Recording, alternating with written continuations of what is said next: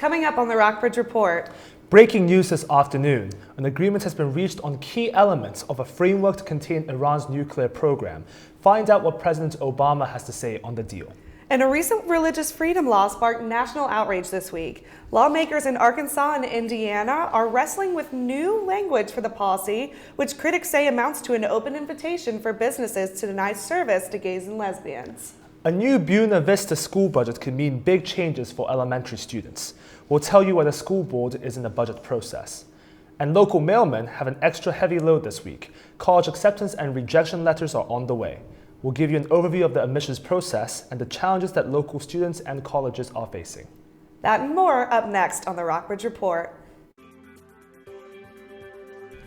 Live from the campus of Washington and Lee University with news for Rockbridge County, this is the Rockbridge Report. Good afternoon and welcome to the Rockbridge Report. I'm Wan Hee Lim. And I'm Jordan Cohen. 6 world powers have reached a tentative agreement on key elements of a framework to contain Iran's nuclear program. International talks have been taking place in Lausanne, Switzerland. President Obama spoke in the White House Rose Garden hours after negotiators in Switzerland reached an agreement. He called the agreement, quote, a good deal, a deal that meets our core objectives. Our work is not yet done. The deal has not been signed.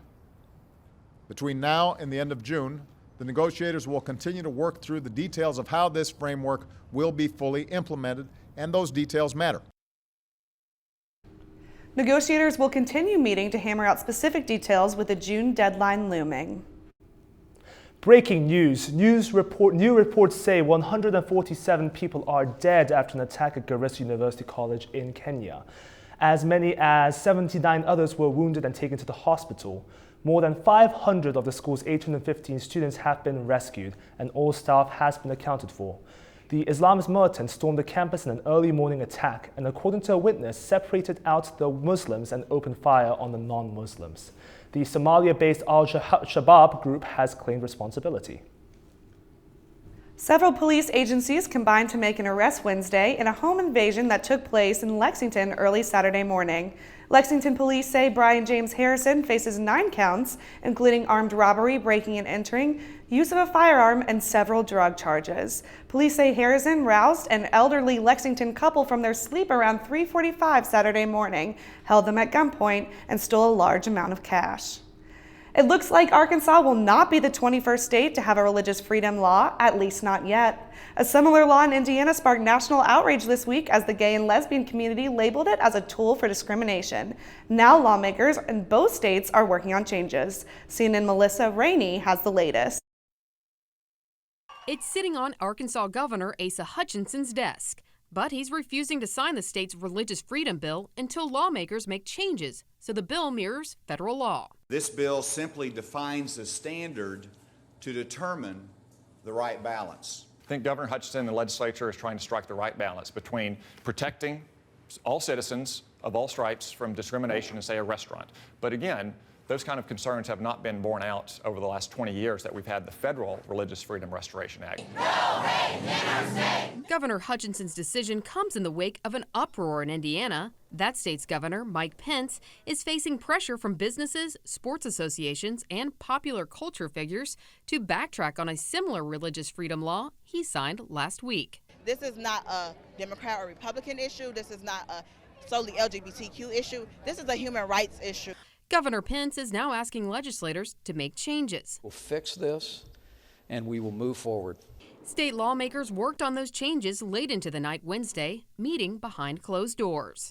But we're working on it, and I wouldn't get my hopes up. I'm Melissa Rainey, reporting. 2 new developments in the investigation into last week's Germanwings plane crash. Investigators found a tablet computer at co-pilot Andreas Lubitz's apartment. The investigators say it appears Lubitz researched suicide methods and cockpit door security in the days before he crashed the plane into the French Alps, killing everyone on board. They also found torn-up sick notes from doctors at Lubitz's home, including one that would have kept him off work on the day of the crash. Back in France, a prosecutor says the flight's data recorder has been found buried in an area that had been searched previously. Investigators hope that it will provide more information on what happened during the flight. Republican Ben Cline will run against an opponent for the first time since 2009 in this year's election. Cline has held his 24th district seat in the Virginia House of Delegates since 2002. Local retired attorney Ellen Arthur, a Democrat, hopes to replace Cline after the November election. Arthur looks to take on issues including healthcare and women's rights. She attended Washington and Lee University Law School and practiced family law in Lexington for 26 years. Cline is also a local attorney with several area offices. Coming up, we'll see if this beautiful weather is here to stay with your weekend forecast. And local storage unit owners are beefing up security after a series of burglaries in the Rockbridge area. We'll give you more after we come back.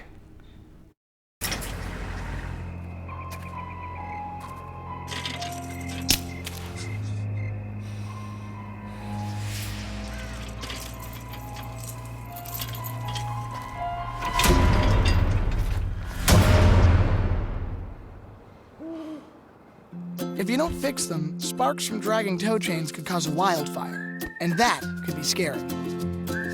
Bye, Smokey. Only you can prevent wildfires. In the small town of Elmira, New York, a boy was born into an all-American family.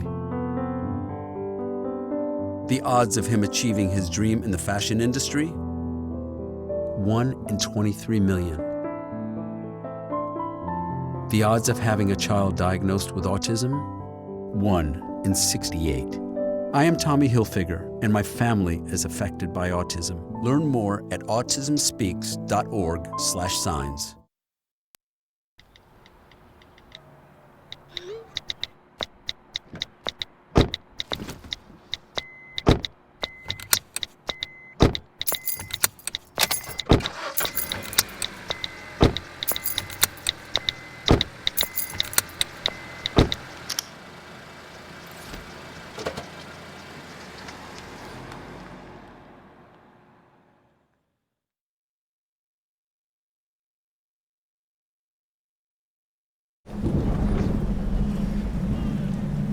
He's on his way. He doesn't even know that we're here.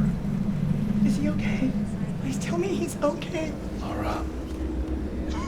Okay, try to call him again. There's no signal. Try. Nothing's working. Well, just Everything's down. This is so bad. He's out there by himself. Make sure you know where to find your family in an emergency. Start your plan at ready.gov. Buena Vista teachers will be getting a small raise under the budget approved last week by the Buena Vista School Board, while a new plan may have students entering new grades but different schools. Raymond Monastersky reports on the upcoming changes in BV schools for next year. 2 new teaching positions, a 1.5% raise for all school district employees, and a school reorganization plan are in the works for the Buena Vista City public school system for next year.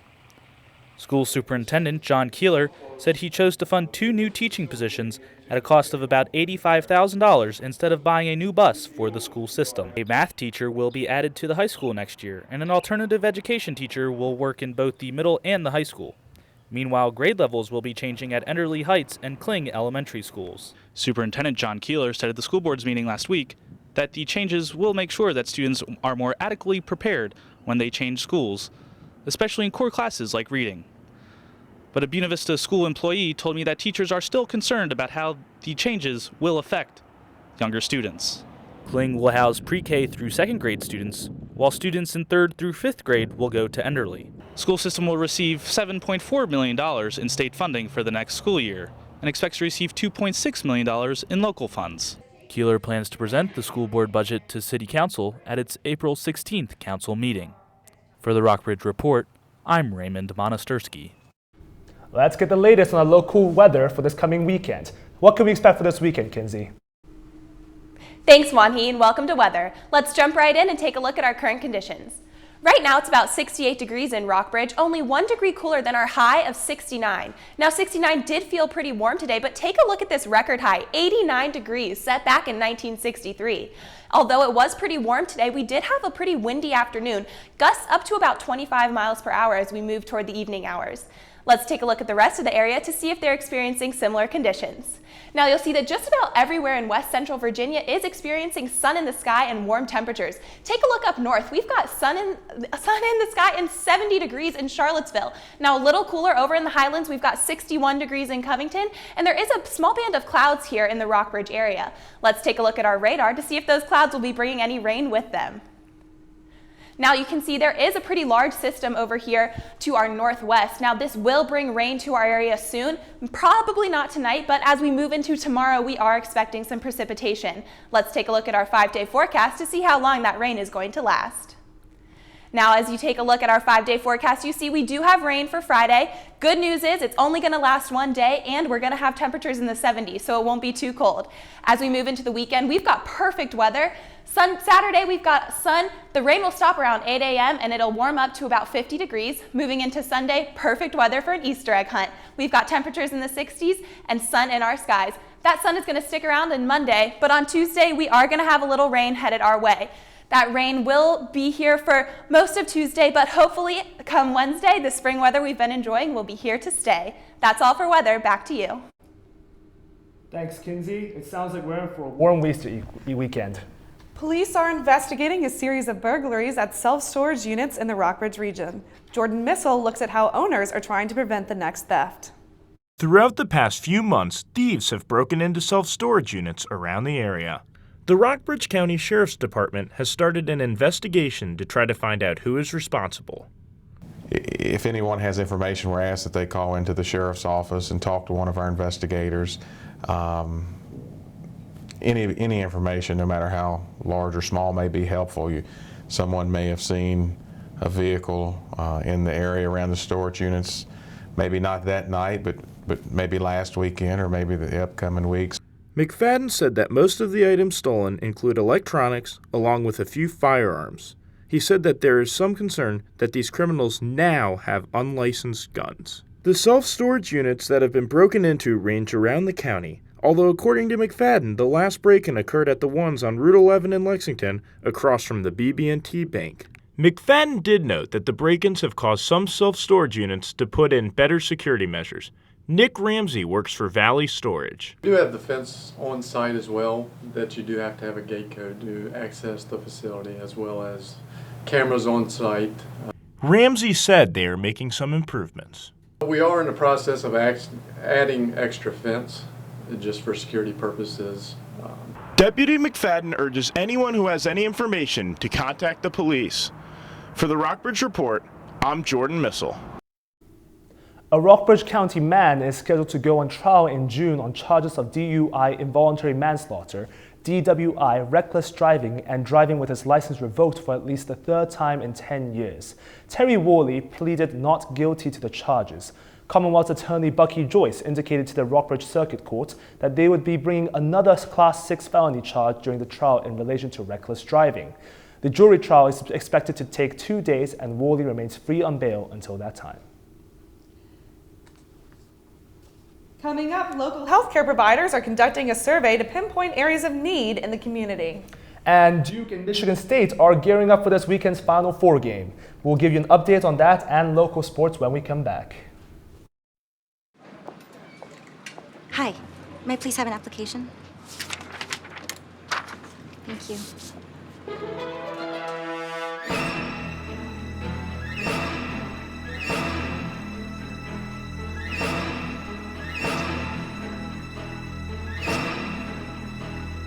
Skip the drama. Get your GED. Okay. Take that first step towards a better future and sign up for free classes now at yourged.org. If you store your guns properly, I'll feel safer when I'm playing outside. Safer when walking home. I won't have to tell so many family members. I'm sorry. I won't hear as many scary stories. And I won't have to tell my kids. This isn't a drill. Please. Please, do it for us. Your family, friends, and neighbors are all counting on you. Never let your gun get into the wrong hands. Remember, always, lock it up. Visit ncpc.org. No more pencils, no more books, no more teachers, dirty looks. School's out! hot summer. What this place needed was better graduation rates. So we worked with schools like Henry Ford High, and now they're up 18%. To help us do more good this year, go to unitedway.org, because great things happen when we live united. If you want to be a parent, it doesn't matter how you play, what you wear, how you dance, or even what direction life takes you. You just need to be there. You don't have to be perfect to be a perfect parent. Thousands of teens in foster care don't need perfection. They just need you. Christopher Bilius has announced his candidacy for Rockbridge County's Commonwealth's Attorney this November. Current Commonwealth's Attorney Bucky Joyce will retire from the position he has held for 11 years. He has endorsed Bilius, who currently serves under Joyce as the Chief Deputy Commonwealth's Attorney. The prosecutor's race is nonpartisan, but Bilius identifies himself as a Republican. We're counting down to the Final Four, and Maggie Volsky is here to set up the big weekend in college basketball. How's it going, Maggie? Thanks, Wanhee. The madness of March carries into April with the NCAA tournament's Final Four this weekend. Coach K and the Duke players high-five fans as they board the bus. The Final Four teams are traveling to Indiana to play at Lucas Oil Stadium in Indianapolis. The Blue Devils take on the Michigan State Spartans in Game 1 shortly after 6 p.m. on Saturday. And Wisconsin and Kentucky will tip off after. The championship game will be played Monday night. Today is a big day for the Washington and Lee Riding team. They're participating in the ODAC Championships. Our very own Kaylee Wells will be out there, so we wish her the best of luck today. In baseball, the men's team at Washington and Lee was blanked by Eastern Mennonite yesterday 3-0. They'll try to make up their losses with a doubleheader on Saturday at Emory and Henry starting at 12 p.m. Women's tennis had 2 matches yesterday after one had to be rescheduled. Both concluded with wins. They went to Sweetbriar and beat them 6-3 before coming back home and taking care of Roanoke, winning 5-2. In lacrosse, Lynchburg crushed the W&L men 15-6. The Generals head to Shenandoah this Saturday for a game at 2 p.m. The women's team had better luck. They sent Randolph-Macon packing, beating them 14-5 at VMI. The men's baseball team beat the Cavaliers in Charlottesville 7-6. They play at Furman this weekend starting at 1 p.m. on Friday and a doubleheader on Saturday. SVO didn't fare very well this week with losses for baseball and softball teams as well as both lacrosse teams. Coming up in high school sports, the Fighting Blues baseball and softball teams have games at Nelson County Friday starting at 5 p.m. and the Rockbridge County Wildcats will be at the Heritage Tournament starting Monday. That's all for sports. Back to you guys. Thanks, Maggie. Sounds like we've got an action-packed weekend ahead. If you receive a survey in the mail or are asked to be in a focus group, health professionals in Rockbridge County hope you'll say yes. Health organizations in the Rockbridge area are working to identify and address all unmet health needs in the community. That's why they have created the survey and are arranging the focus groups. The project will not be completed until September, but organizations will then evaluate the results and develop solutions. Coming up next, construction workers are hammering away at local university building projects. We'll update you on how the new buildings are coming along. And long-awaited college decision letters are in the mail this week. Local high school students and universities are feeling the pressure of the competition. Jimmy can't sing, and Tommy can't dance, so we're gonna put some ants in their pants. Aww. Kids will spend 22 minutes watching us, the super-duper party troopers, sing about ants in their pants. Isn't that funny? Ants in their pants, they've got ants in their pants, they've got ants in their pants. Brushing for 2 minutes now can save your child from severe tooth pain later. 2 minutes, twice a day. They have the time.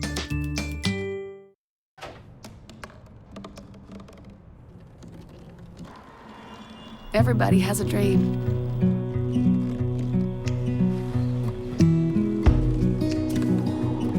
Mine was to see the ocean.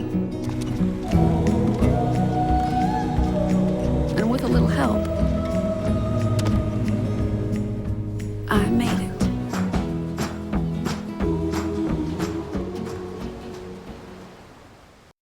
So, I'm kind of new here, but I've noticed a trend.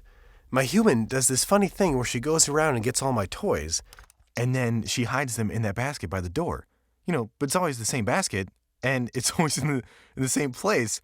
And then she acts so surprised when I find them, but, she's putting them in the same basket again. It's like, hello, that's where you put it last time. You were the worst at hide and go seek. Enroll, we say. We want you to be okay. Enroll, we say. Take care of people for goodness sake. There's a plan for every budget, so don't accept defeat. Now you can get covered and still buy me treats. You take care of your pets. Now it's their turn to take care of you. Visit getcoveredamerica.org to learn about your health insurance options. Welcome back. Immigration and discrimination highlighted at the discussion at the 12th National Symposium of Theatre and Academe last weekend at Washington and Lee University. Professors and actors from around the world came to Lexington for talks over the course of 3 days. As many as 30 WNL students also participated. The symposium has been held on the university campus nearly every other year since 1995. An update now on all of the university-related construction in Lexington. We're already navigating around VMI, where they moved the building and broke ground on a brand new indoor training facility next to the Alumni Memorial Field.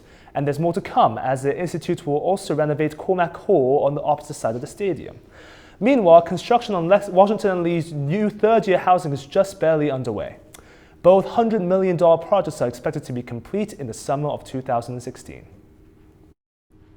'Tis the season for college admissions, and local high school students are feeling excitement and disappointment as they find out where they're headed next. Rockbridge Report's own Kaylee Wells has the story. It's that time of year again when high school seniors nationwide are choosing where they will be spending the next 4 years of their lives. Kids received their last acceptance or rejection notices by April 1st, so now it's time to pick. It's like watching part of your life or what could have been go away. So it's difficult. John Colleton is a senior at Rockbridge County High School. He recently accepted admission to the United States Military Academy at West Point. He says choosing between schools is hard for anyone, but our CHS provides guidance counselors who help point kids in the right direction. Talk to kids about their classes, making sure that it's getting them to the appropriate places to be, not just get to college, but be successful in college. Washington and Lee University is one of many schools that sent out its decisions to applicants last week. The school gets about 6,000 applicants every year for an average class size of 470. As schools continue to get more applicants, you just have to be more selective. Ashley Milligan works in W&L admissions and is a 2010 alumna. She says when she applied 9 years ago, the applicant pool was half the size that it is this year. And with the school offering the same number of spots, choosing students gets more difficult. If I had to pull one thing out of your file and make a decision on that, it's your high school transcript. I'd say that's going to be the single biggest thing about whether or not you're going to perform well here, whether you're prepared for the work here. But for the incoming freshmen nationwide, the stress does not stop when the big envelopes come in the mail. I want to get into most of that I can, but I know that the decision after would be really stressful as well. Of the 219 full-time members of the senior class at Rockbridge County High School, 106 have applied to four-year colleges. Students must respond to their offers of admission by the national response date of May 1st. For the Rockbridge Report, I'm Kaylee Wells. That's all for this edition of the Rockbridge Report. For more information, check out rockbridgereport.washingtonandlee.net. Thanks for tuning in and have a great evening.